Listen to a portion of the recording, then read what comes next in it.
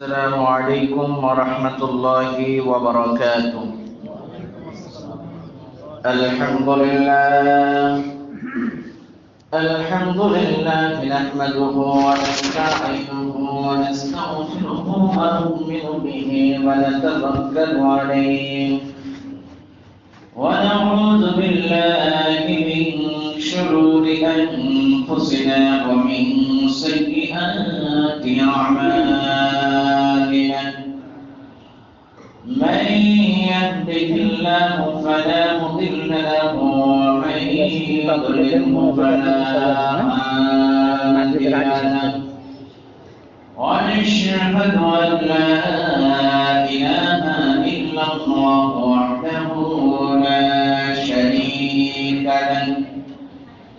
ونشهد أن سيدنا مولانا محمدا عبده ورسوله. أما بعد فقد قال الله تبارك وتعالى في كلامه المجيد وفرقانه الحميد. شريفة أعوذ بالله من الشيطان بسم الله الرحمن الرحيم. إن الله وملائكته يصلون على النبي يا أيها الذين آمنوا صلوا عليه وسلموا تسليما. يا الله صل على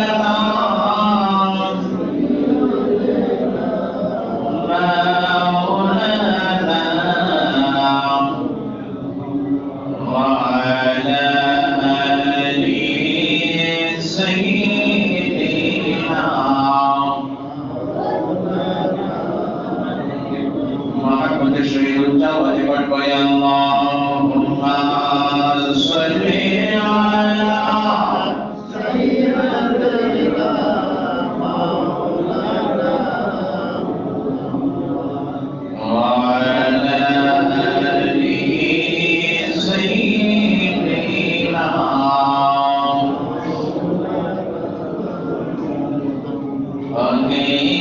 ميلاد شريف الهوى وليا دوري مدينة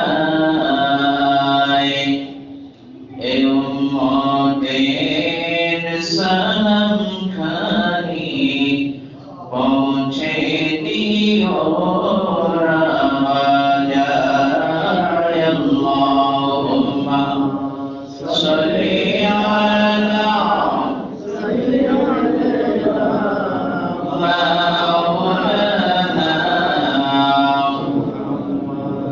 वअला आलि सय्यिदिना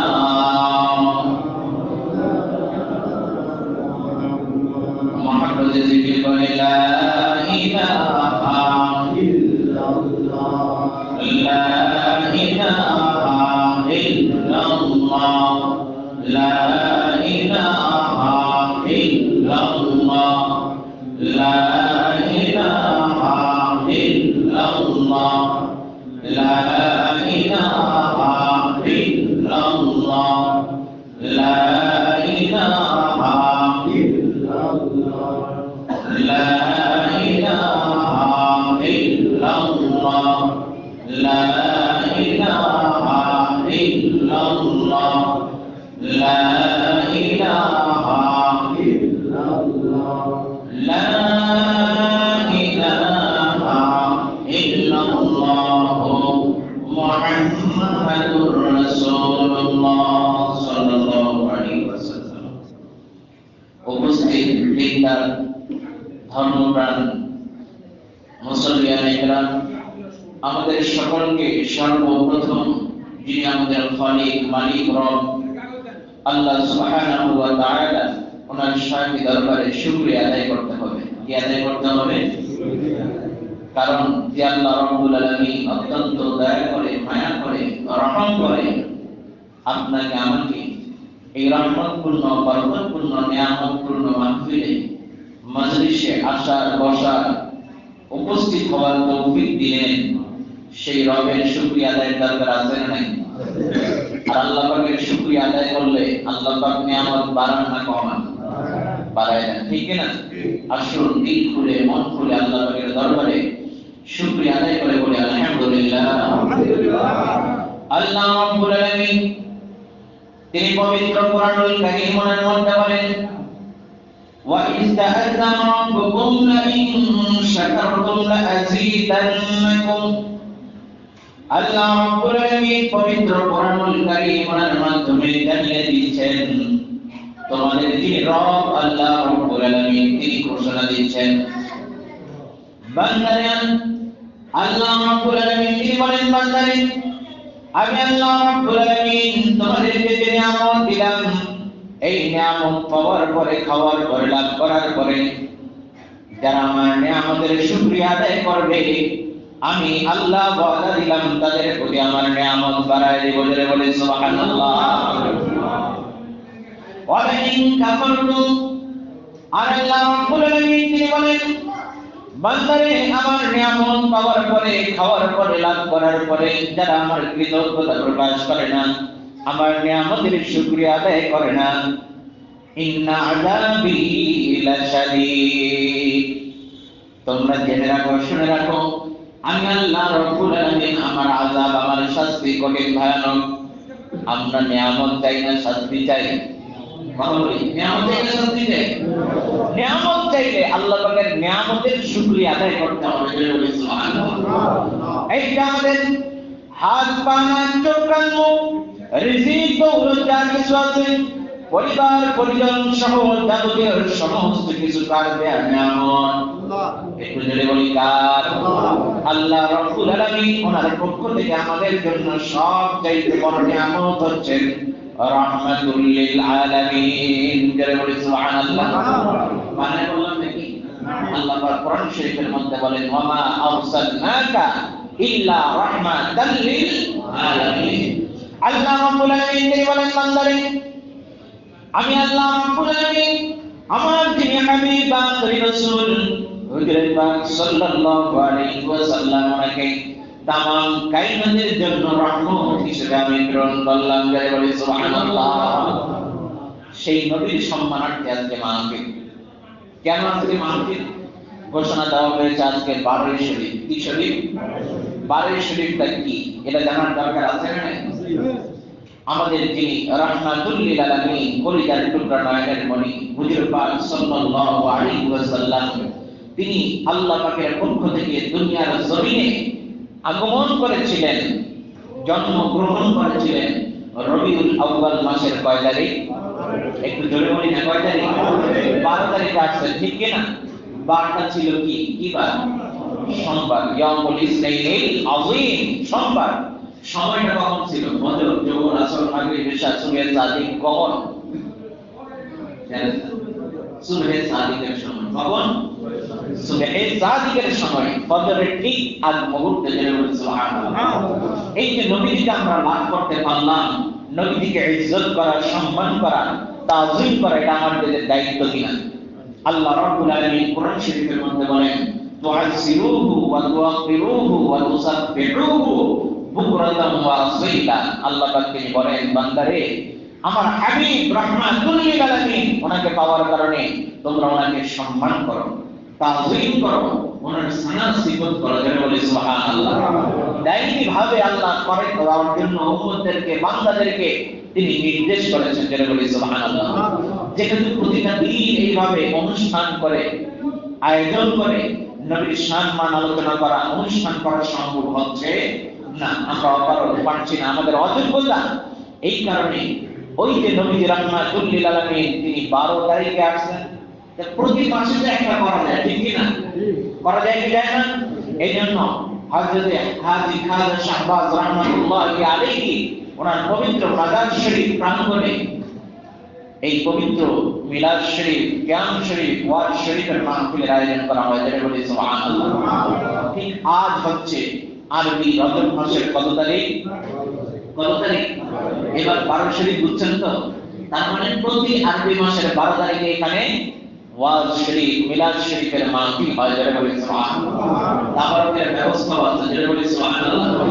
আখিরি মুনাজাত পর্যন্ত আমরা থাকতে রাজি আছি না নাই? একটু জোরে বলে আছি না নাই?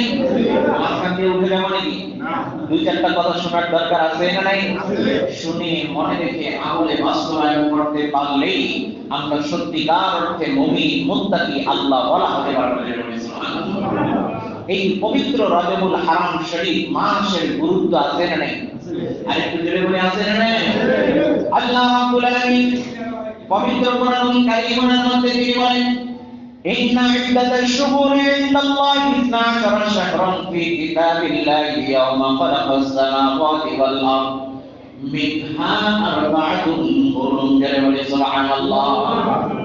আল্লাহ রাব্বুল আলামিন তিনি বলেন, নিশ্চয় আল্লাহ রাব্বুল আলামিন যখন আসমান জমিন তৈরি করেন সেই সময় থেকে আল্লাহ আমাদের কাছে মাসের সংখ্যা গণনার দিক থেকে 12টা। ধরে বলি সুবহানাল্লাহ।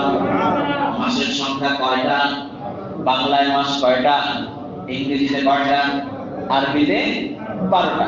আল্লাহ পাকের কাছে মাস হচ্ছে 12টা। এই 12টা মাসের মধ্যে 4টা মাস আল্লাহ পাকের কাছে সবচেয়ে বেশি সম্মানিত। ধরে বলি সুবহানাল্লাহ। এর ব্যাখ্যায় নবী সাল্লাল্লাহু আলাইহি ওয়াসাল্লাম তিনি বলেন, সালাসুল মুতাওয়ালিয়াতুন যুলকাদা যুলহিজ্জা ওয়াল মুহররম ওয়া রাজব মুদার আল্লাযী বাইনা জুমাদা ওয়া শাবান। এই 4টা মাস হচ্ছে জিলকদ মাস। আরবিতে জিলকদ মাস আছে না নাই? জিলহজ মাস আছে না নাই? মানুষ হজে যায় না, হজ করে না। এরপরে মুহররম মাস আছে না নাই? আরেকটা মাস হচ্ছে রজবুল হারাম শরীফ মাস। যেটা বলি সুবহানাল্লাহ। এই রজবুল হারাম শরীফ মাসের আজকে 12 তারিখ। কত তারিখ? এই রজব মাসের যেমন দাম দেখা যায়, রাহমাতুল লিল আলামিন হুজুর পাক সাল্লাল্লাহু আলাইহি ওয়াসাল্লাম তিনি উম্মতদেরকে একটা দোয়া শিক্ষা দিয়েছেন। দোয়াটা জানেন কি? রজব মাসের চাঁদ দেখার পরে দোয়া আছে না নাই? আছে না নাই? একটু পড়ি, আল্লাহুম্মা বারিক লানা ফি রজব ওয়া শাবান ওয়া বাল্লিগনা রমাদান। জোরে বলে সুবহানাল্লাহ। আমার সাথে বলেন, আল্লাহুম্মা বারিক লানা ফি রজব ওয়া শাবান ওয়া বাল্লিগনা রমাদান। জোরে বলে সুবহানাল্লাহ। এই দোয়ার মানে কি জানেন?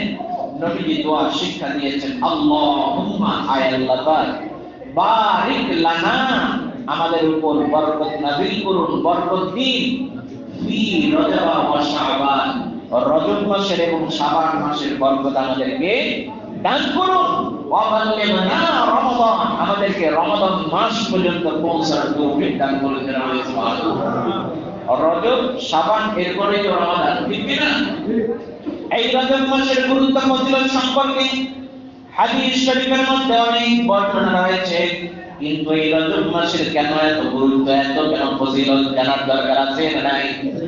আল্লাহ রাব্বুল আলামিন তিনি বান্দা বান্দীদের জন্য বছরে 5টা রাত্রি নির্ধারণ করেছেন। যেই 5 রাত্রিতে আল্লাহ রাব্বুল আলামিন তিনি বান্দা বান্দীর দোয়াগুলো নির্ঘাত নিশ্চিতভাবে তিনি কবুল করেন। জোরে বলি সুবহানাল্লাহ। তার মানে অন্য সময় দোয়া কবুল হয় না, বিষয়টা কিন্তু এমন নয়।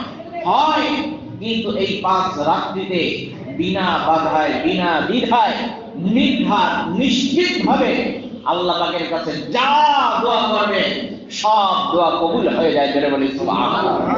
আমাদের দোয়া আছে না নেই? বিপদ আপদ আছে না নেই? চাকরি বাকরি, ব্যবসা বাণিজ্য, পড়ালেখা ইত্যাদিতে আমরা উন্নতি চাই কি চাই না? পরিবারের মধ্যে সুখ শান্তি চাই কি চাই না? অনেক দোয়া আছে, কিন্তু এই দোয়া আপনার নির্ঘাত নিশ্চিতভাবে কবুল করার জন্য নবীজি বলেন 5টা রাত আছে। কয়টা রাত আছে? এই 5টা রাত সম্পর্কে জানার দরকার আছে না নাই? আছে না নাই?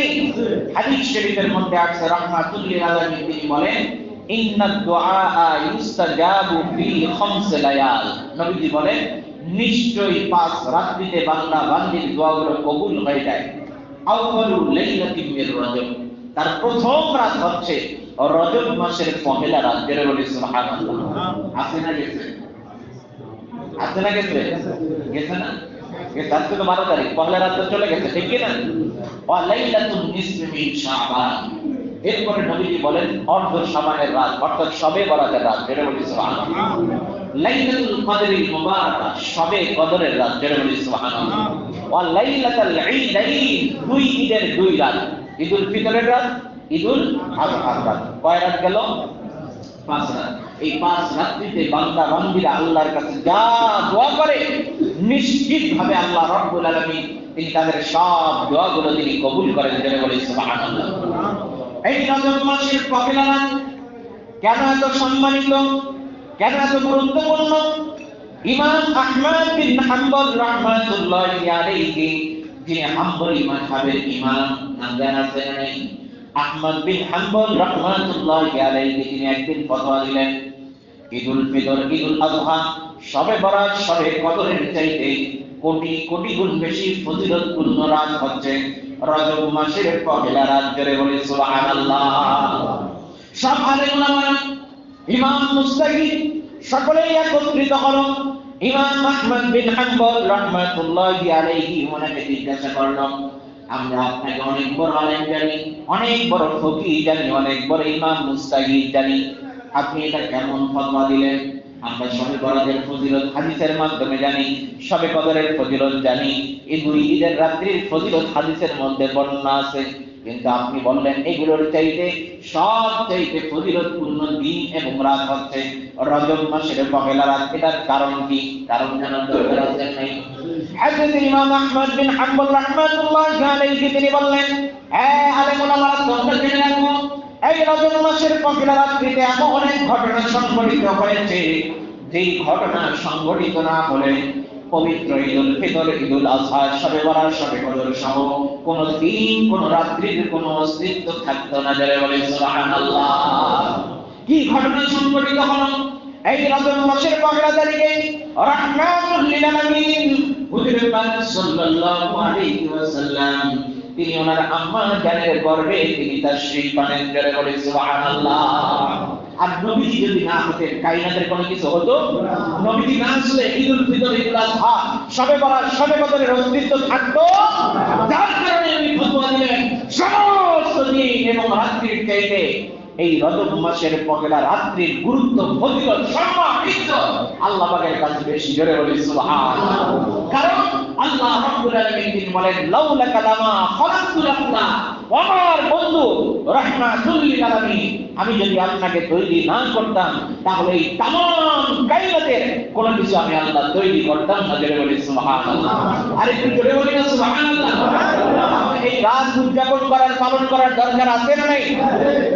নবী আলাইহিস সালাম, নবীজির আম্মা জান তিনি বলেন, এই রজব মাসের পহেলা তারিখে প্রথম রাত্রিতে আমি অনুভব করলাম আমার প্রিয়তম আওলাদ, আমার প্রিয়তম সন্তান তিনি আমার গর্ভে, আমার পেট মোবারকে আগমন করেছেন। যারা বলে সুবহানাল্লাহ। আমি ওই রাত্রিতে আমি নিজ কানে শুনতে পেলাম আমার ঘরের চতুর্দিকে ফেরেশতারা তাওয়াফ করছে আর আমার প্রিয়তম সন্তানের প্রতি সালাত সালাম পাঠ করছে। যারা বলে সুবহানাল্লাহ। এটা ইজ্জত দিলেন কে? আরেকটু জোরে বলি কে?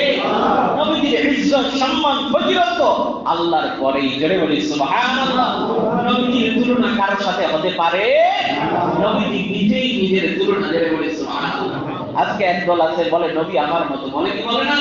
নাউযুবিল্লাহ, আস্তাগফিরুল্লাহ। নবীজিকে ভাইয়ের মতো বলে, নাউযুবিল্লাহ মিন যালিক। অথচ আল্লাহ রাব্বুল আলামিন রাহমাতুল লিল আলামিন হুজুর পাক সাল্লাল্লাহু আলাইহি ওয়াসাল্লাম ওনার সম্পর্কে, উম্মাহাতুল মুমিনিন সম্পর্কে বলেছেন, আন-নাবিয়্যু আওলা বিল মুমিনিনা মিন আনফুসিহিম ওয়া আজওয়াজুহু উম্মাহাতুহুম। যারা বলে সুবহানাল্লাহ। আল্লাহ রাব্বুল আলামিন তিনি বলেন, আন-নাবিয়্যু আওলা বিল মুমিনিনা মিন আনফুসিহিম। এই তামাম কায়নাতবাসী তোমরা জেনে রাখো, আমার হাবিব রাহমাতুল লিল আলামিন হুজুর পাক সাল্লাল্লাহু আলাইহি ওয়াসাল্লাম তিনি সমস্ত মুমিনদের কাছে তাদের জানের চাইতে তিনি প্রিয়। জোরে বলি সুবহানাল্লাহ। রাসূলকে আমরা আমাদের জীবনের চাইতে ভালোবাসি কি বাসি না? মহব্বত করি কি করি না? নবীর শানে কেউ বললে আমাদের করে যায় আঘাত লাগে কি লাগে না? ওয়া আজওয়াজুহু উম্মাহাতুহু, স্বয়ং আল্লাহ রাব্বুল আলামিন তিনি বলছেন নবীজির স্ত্রী আহলিয়া ওনারা হচ্ছেন মুমিনদের মা। জোরে বলি সুবহানাল্লাহ। মুমিনদের মা, তাহলে মুমিনদের মা যদি নবীজির স্ত্রী আহলিয়া ওনারা হন, অর্থাৎ উম্মাহাতুল মুমিনিন আলাইহিন্নাস সালাম, ওনারা যদি মুমিনদের মা হন, তাহলে মুমিনদের বাবাকে নবীজি, কথা ঠিক না? তার মানে নবীজি তিনি হচ্ছেন সমস্ত মুমিনের কাছে পিতা সমতুল্য, সম্মান, ইজ্জত, মহব্বতের অধিকারী। করে বলি সুবহানাল্লাহ। সেখানে নবীজিকে আমার মতো মানুষ বলা, আমার মতো বলা কুফরি ছাড়া আর কিছু হতে পারে? কারণ নবীজি হাদিস শরীফের মধ্যে বলেছেন লাস্তু কা আহাদিকুম, আমি তোমাদের কারো মতো নই। জোরে বলি সুবহানাল্লাহ। আপনার আমার ছায়া আছে না নাই? ছায়া পড়ে কি করে না? নবীজির ছায়া ছিল, ছায়া ছিল ছিল না? রাহমাতুল লিল আলামিন হুজুর পাক সাল্লাল্লাহু আলাইহি ওয়াসাল্লাম ওনার খুদু মুবারক, ওনার ঘাম মুবারক, ওনার ইস্তেঞ্জা মুবারক থেকে মিশকে আম্বরের চাইতে বেশি সুঘ্রাণ বের হতো। জোরে বলি সুবহানাল্লাহ। আপনার আমার হয় তাহলে মিলল, নবীজি আমার মতো মিলল। রাহমাতুল লিল আলামিন ওনার রক্ত মুবারক পান করার কারণে, খুদু মুবারক পান করার কারণে জান্নাতের সার্টিফিকেট পেয়ে গেছে। জোরে বলি সুবহানাল্লাহ। তার মানে নবীজি আমার মতো মিলে মিলে না, তিনি কোন দিক থেকে আমাদের মতো নন। তিনি হচ্ছেন আল্লাহর পক্ষ থেকে সর্বশ্রেষ্ঠ রাসূল, নবীজি নবীজির মতো। করে বলি সুবহানাল্লাহ। ওনার সাথে কারো কোনো তুলনা চলতে পারে? সেই রাহমাতুল লিল আলামিন হুজুর পাক সাল্লাল্লাহু আলাইহি ওয়াসাল্লাম তিনি ওনার আম্মা জান মা আমিনা আলাইহিস সালাম ওনার রেহেমের মধ্যে 9 মাস ছিলেন। কয় মাস? একটু জোরে বলি না, কয় মাস? রজব মাসের 1 তারিখ থেকে পবিত্র রবিউল আউয়াল মাসের 12 তারিখ পর্যন্ত, ঠিক কি না? এই 9 মাসে মা আমিনা আলাইহিস সালাম তিনি বলেন আল্লাহ পাকের পক্ষ থেকে 9 জন, 9 মাসে 9 জন জলিলুল কদর নবী রাসূল ওনারা আসেন আমার কাছে এসে সুসংবাদ দেন, হে মা আমিনা আলাইহিস সালাম, আপনি কত ভাগ্যবতী, আপনি কত মহান ব্যক্তিত্ব, মহান সম্মানিতা, মহান নারী, মহান ব্যক্তিত্ব মুবারক। আপনার ওরসে রাহমাতুল লিল আলামিন तमाम কায়নাত যার জন্য আল্লাহ রাব্বুল আলামিন তৈরি করলেন সেই হুজুর পাক সাল্লাল্লাহু আলাইহি ওয়াসাল্লাম তিনি আপনার রেহেমে রয়েছেন। জোরে বলি সুবহানাল্লাহ। আপনার রেহেম থেকে তিনি দুনিয়ার জমিনে আগমন করবেন। জোরে বলি সুবহানাল্লাহ। তিনি এই तमाम কায়নাতের মধ্যে সমস্ত কুফরি, শিরকি, মূর্তি পূজাকে নিশ্চিহ্ন করে দিয়ে ইসলামকে তিনি আবাদ করবেন। জোরে বলি সুবহানাল্লাহ। যার কারণে আমার রাসূল তিনি বলেন বুইসতু লিকাসরিল মাযাহির ওয়াল আসনাম, আমার উম্মতরা আমি রাহমাতুল লিল আলামিন হুজুর পাক সাল্লাল্লাহু আলাইহি ওয়াসাল্লাম এই গোটা কায়নাত মধ্যে তাশরীফ এনেছি, আগমন করেছি মূর্তিকে, গানকে নিশ্চিহ্ন করে দেওয়ার জন্য। জোরে বলি সুবহানাল্লাহ। তাহলে কি আমরা মূর্তির কাছে আছি? মূর্তির দলের পক্ষে আমরা আছি? গানের দলের পক্ষে আমরা আছি? আর আমার রাসূল এগুলো ধ্বংস করার জন্য আসছেন, ঠিক কি না? আমরা গান শুনবো তো? গান শুনবো আমরা? গান শোনা যাবে না। গান শুনলে আল গিনাউ ইউমিতুল নিফাক ফিল কলব, গান মানুষের মুমিনের অন্তরের মধ্যে মুনাফিকি তৈরি করে। গান শোনা যাবে না। রাসূলের শানে নাত শরীফ শুনবেন, নাতে রাসূল শুনবেন, হাম শরীফ শুনবেন, কাসিদা শুনবেন, গজল শুনবেন। এটা আল্লাহর প্রতি, রাসূলের প্রতি মহব্বত বেড়ে যাবে। জোরে বলি সুবহানাল্লাহ। এই যে না রাহমাতুল লিল আলামিন হুজুর পাক সাল্লাল্লাহু আলাইহি ওয়াসাল্লাম তিনি আমাদের জন্য কত বড় আদর্শ, এটা ভাষায় প্রকাশ করা যাবে না। জোরে বলি সুবহানাল্লাহ। রাহমাতুল লিল আলামিন ওনার সম্মান কতটুকু আলোচনা করব? ওনাকে আল্লাহ রাব্বুল আলামিন সমস্ত নবী রাসূল সহ तमाम কায়নাতবাসীর উপর প্রাধান্য দিয়েছেন। জোরে বলি সুবহানাল্লাহ। সূরা আল-নাসর আছে না নাই? আছে না নাই? ওখানে একটা আয়াত আছে, আল্লাহ রাব্বুল আলামিন তিনি বলেন ওয়া রাফা'না লাকা যিকরাক, ওয়া আমার বন্ধু, ওয়া আমার হাবিব রাহমাতুল লিল আলামিন সাল্লাল্লাহু আলাইহি ওয়াসাল্লাম আমি আল্লাহ রাব্বুল আলামিন আপনার সম্মানকে, ইজ্জতকে, মর্যাদাকে আমি বুলন্দ করেছি। জোরে বলি সুবহানাল্লাহ। সমুন্নত করেছি। জোরে বলি সুবহানাল্লাহ। কতটুকু করেছি?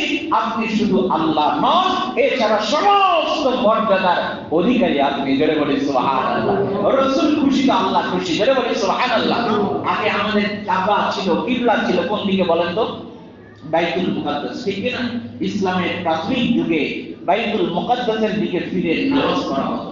ঠিক রাহমাতুল লিল আলামিন হুজুর পাক সাল্লাল্লাহু আলাইহি ওয়াসাল্লাম তিনি মনে মনে চিন্তা করতেন, আমাদের কিবলা যদি বাইতুল মুকাদ্দাস না হয়, পবিত্র কাবা শরীফের দিকে হতো, তাহলে কতই না উত্তম হতো। যারা বলে সুবহানাল্লাহ। নবীজির মনের খবর জানেন কে? আল্লাহ তাকে বাস্তবায়ন করবেন না। নবীজি আসরের নামাজ পড়তেছেন, এই রজব মাসে ইসলামের কিবলা পরিবর্তন হয়। এই রজব মাসে, আজকে রজব মাসের কয় তারিখ? 12 তারিখ। রজব মাসের 14 তারিখে আমাদের কিবলা পরিবর্তন হয়।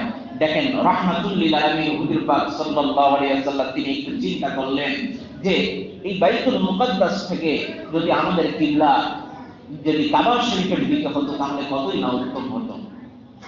এটা চিন্তা করার সাথে সাথে নবীজি নামাজের মধ্যে, আসরের নামাজে, কোন নামাজে? আসরের নামাজ কয় রাকাত? আসরের নামাজের মধ্যে নবীজি দাঁড়িয়েছেন।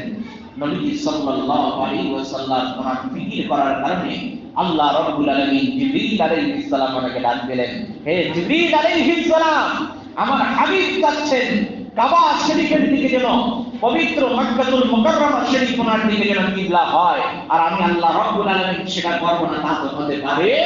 কারণ আমার হাবিবের খাতিরে আমি আল্লাহ সব তৈরি করলাম। জোরে বলি সুবহানাল্লাহ। তো উনি যাবেন, এটা হবে না, তা তো হতে পারে না। আপনি যান, আমার হাবিবকে জানিয়ে দেন, ওহী নিয়ে যান, আমার হাবিবকে বলে দেন, আমি আল্লাহ রাব্বুল আলামিন এখন থেকে মুসলমানদের কিবলা কাবা শরীফের দিকে নির্ধারণ করে দিলাম। জোরে বলি সুবহানাল্লাহ। আল্লাহ রাব্বুল আলামিন তিনি আয়াত শরীফ নাযিল করে দিলেন, قد نرى تقلب وجهك في السماء فلنولينك قبلة ترضاها। জোরে বলি সুবহানাল্লাহ। আল্লাহ রাব্বুল আলামিন তিনি আয়াত নাযিল করে জানাই দিলেন, ও আমার হাবিব, আপনি যেটা চিন্তা করেছেন, ফিকির করেছেন, এটা আল্লাহ রাব্বুল আলামিন তিনি বুঝে ফেলেছেন। জোরে বলি সুবহানাল্লাহ। আপনি যেদিকে সন্তুষ্ট, কিবলা হলে সন্তুষ্ট আপনি হয়ে যাবেন। আল্লাহ রাব্বুল আলামিন তিনি এখন থেকে সেই দিকেই কিবলা বানায় দিলেন। জোরে বলি সুবহানাল্লাহ। নবীজি কোথায়? তখন নামাজের সাথে সাথে বাইতুল মুকাদ্দাস থেকে নবীজি ঘুরে গেলেন কাবা শরীফের দিকে। জোরে বলি সুবহানাল্লাহ। তাহলে দেখেন আল্লাহ রাব্বুল আলামিন তিনি ওনার হাবিবকে কত মহব্বত করেন। জোরে বলি সুবহানাল্লাহ।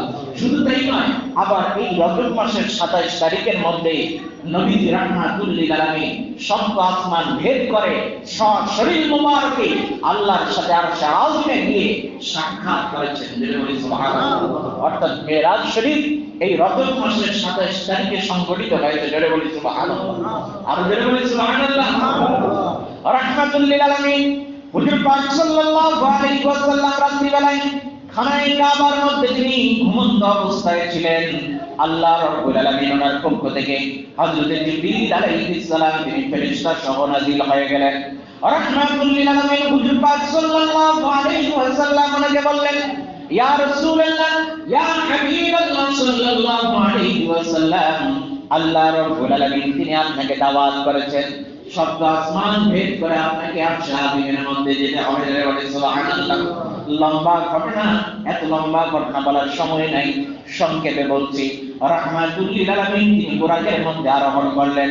বুরাক চলে গেল মুহূর্তের মধ্যে বাইতুল মুকাদ্দাসের মধ্যে। জিবরিল আলাইহিস সালাম তিনি বলেন, ইয়া রাসূলুল্লাহ, ইয়া হাবিবাল্লাহ সাল্লাল্লাহু আলাইহি ওয়াসাল্লাম, বাবা আদম আলাইহিস সালাম থেকে শুরু করে ঈসা আলাইহিস সালাম পর্যন্ত 1,24,000 মতান্তরে 2,24,000 নবী রাসূল আপনার দিদারের অপেক্ষায় অপেক্ষমান। জোরে বলে সুবহানাল্লাহ। নবীজি নামাজের আসনে দাঁড়ালেন, ইমামতি করলেন, ওনার ইমামতিতে সমস্ত নবী রাসূলরা নামাজ পড়লেন, নবীজির সাথে সাক্ষাৎ করলেন, দোয়া দিলেন। জোরে বলে সুবহানাল্লাহ। এরপরে প্রথম, দ্বিতীয়, তৃতীয়, চতুর্থ, পঞ্চম, ষষ্ঠ, সপ্তম আসমান ভেদ করে আল্লাহ রাব্বুল আলামিন ওনার কাছে চলে গেলেন। জোরে বলে সুবহানাল্লাহ। সুম্মা দানা ফাতাদাল্লা ফাকানা কাবা কাওসাইনি আও আদনা। আল্লাহ পাকের এত নিকটবর্তী হলেন, দুই ধনুকের মাথা যত নিকটবর্তী হয়, এর চাইতে বেশি নিকটবর্তী হলেন। ওনারা কথা বললেন, ওনাদের মহব্বত ওনারা বিনিময় করলেন। জোরে বলে সুবহানাল্লাহ। সেই সময়ও রাহমাতুল লিল আলামিন তিনি উম্মতের কথা বলেন আল্লাহ রাব্বুল আলামিন ওনার কাছে বললেন, বাড়ি লাগি আপনার সাথে আমার মিরাজ হলো, সাক্ষাৎ হলো, তৃপ্তি মিরাজ পেলাম, কিন্তু আমার উম্মত এই স্বাদ এই নিয়ামত পাবে কি করে? বলি সুবহানাল্লাহ। আল্লাহ রাব্বুল আলামিন হাদিয়া দিয়ে দিলেন নামাজ। কি দিয়ে দিলেন? আমার হাবিব আপনি নামাজ নিয়ে যান, আপনার উম্মত যারা নামাজ আদায় করবে আমি আল্লাহর সাথে মিরাজের তৃপ্তি স্বাদ তারা উপভোগ করবে। বলি সুবহানাল্লাহ। এই কারণে নবীজি বলেন, আস-সালাতু মিরাজুল মুমিনিন, মুমিনের জন্য মিরাজ হচ্ছে এই পবিত্র নামাজ।